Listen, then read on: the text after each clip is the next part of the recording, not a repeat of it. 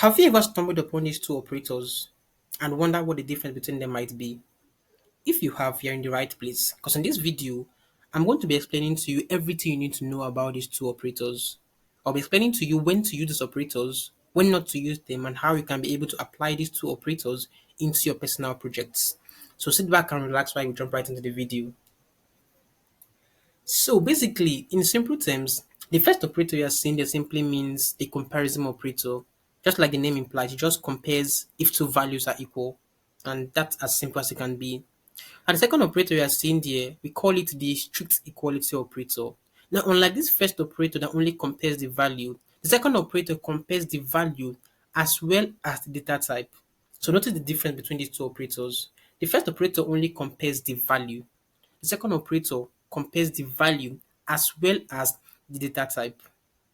Now that's basically just the difference between these two operators. This might sound a bit complicated, probably hearing it for the first time, I know. It also sounded complicated to me as well too. But I'll be explaining to you practically with an example. So on my index.js file, I already have a simple example code we're going to be using for demonstration purposes. So I'll be walking you through on how this code actually works. So basically, we have a variable of book assigned to a value of 5. Note this is actually a number data type. If you're familiar with your data types in normal JavaScript, it is actually a number data type. Now run a simple if check statement here.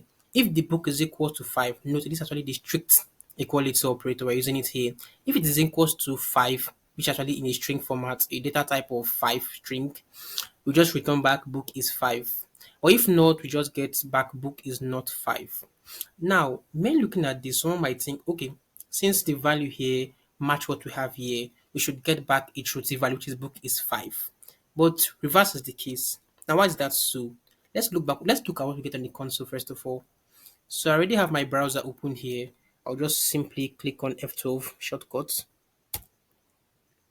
open my console.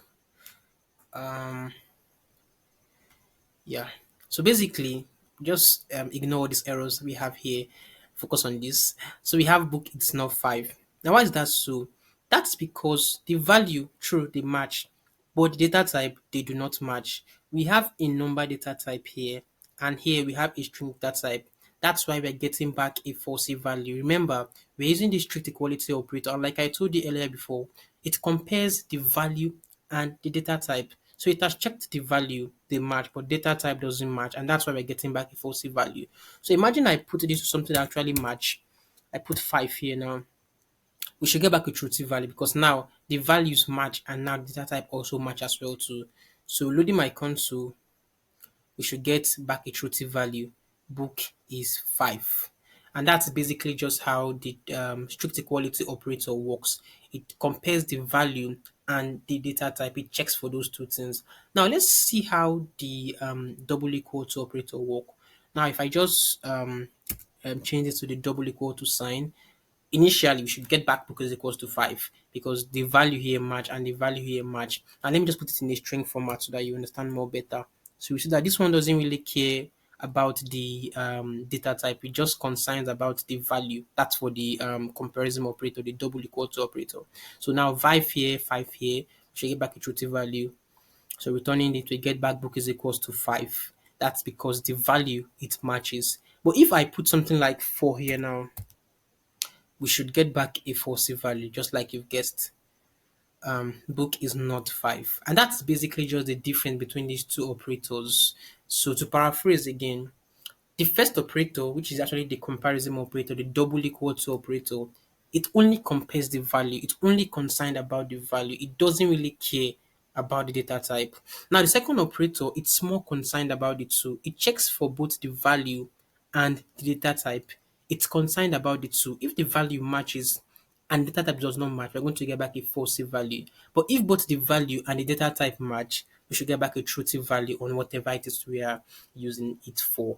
So that's basically just the difference between these two operators. When to use them? You use the strict equality operator when you're trying to do strict comparison. But if you're just working on something probably minor that you don't really need strict you know, emphasis, you can just use the double equal to operator.